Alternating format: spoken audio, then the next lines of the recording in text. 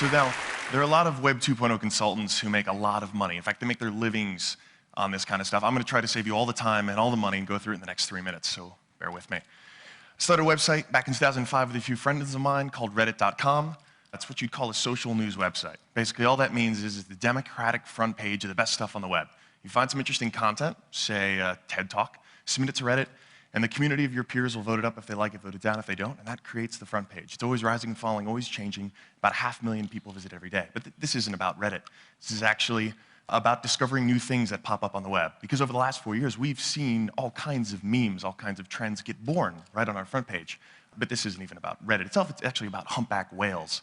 Well, okay, technically it's actually about Greenpeace, which is an environmental organization that wanted to stop the Japanese government on their whaling campaign. These humpback whales were getting killed, they wanted to put an end to it, and one of the ways they wanted to do it was to put a tracking chip inside one of these humpback whales. But to really kind of personify the movement, they wanted to name it. So in true web fashion, they put together a poll where they had a bunch of very erudite, very thoughtful, cultured names. I believe this is the Farsi word for immortal. I think this means divine power of the ocean in a Polynesian language. And then there was this, Mr. Splashy Pants.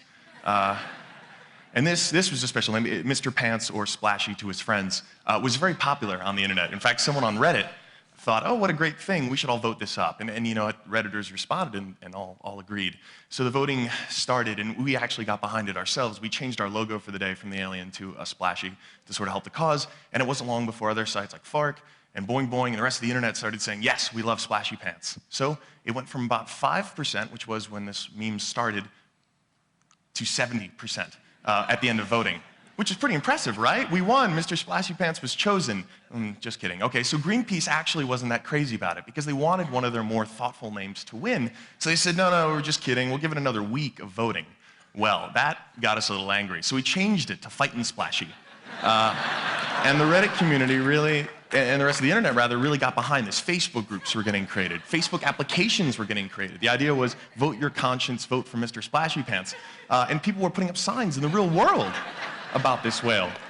And this is the final vote. When it all was cleared, 78% of the votes, and to give you an idea of the landslide, the next highest name pulled in 3, okay? So there was a clear lesson here, and that was that the internet loves Mr. Splashy Pants, which is obvious. It's a great name. Everyone wants to hear their news anchor say Mr. Splashy Pants. And I think that's what helped drive this.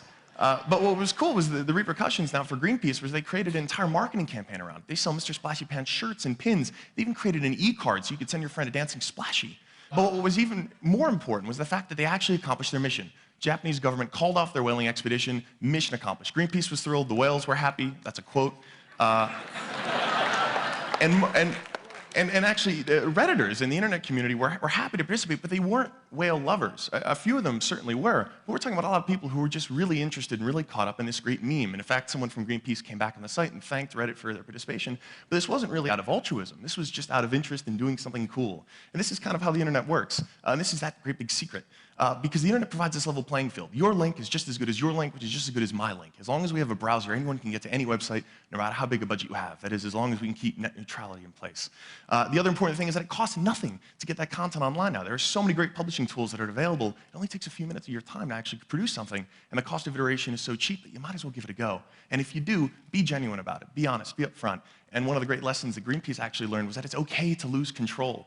It's okay to take yourself a little less seriously, given that even though it's a very serious cause, you could ultimately achieve your final goal. And that's the final message that I want to share with all of you, is that you can do well online, but no longer is the message going to be coming from just the top down. And if you want to succeed, you've got to be okay to just lose control. Thank you.